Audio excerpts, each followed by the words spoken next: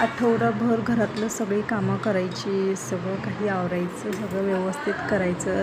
मग त्यानंतर येतो संडे आणि मग संडेला काय करायचं तर हा छान असा नाश्ता बनवायचा, जो की मी आज बनवलेला आहे इडली सांबार आणि त्याच्यासोबत हिरवी चटणी, जी की मस्त अशी हिरवीगार पुदिना घालून केलेली चटणी आहे.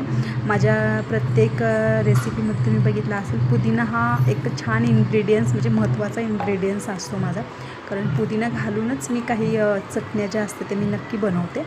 आणि बघू शकता इडल्या पण माझ्या तयार झालेल्या आहेत. गरमागरम इडली मी काढून घेत आहे.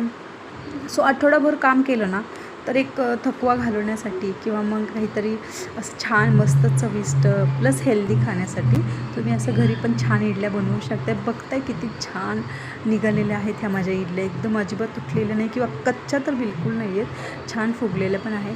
हे सगळं प्रिपरेशन मी याचं घरीच केलेलं आहे, काहीही याच्यातलं विकत बाहेरचं आणलेलं नाही आहे. आणि बघताय ताट हे असं मस्त तयार झालेलं आहे. असं संडेचं ताट तयार करून खावा मस्तपैकी. इडली बघताय किती छान मस्त स्पॉन्जी झालेलं आहे, मस्त तुटलेले आहे, अजिबात कच्चं नाही. एन्जॉय करा. Tata bye.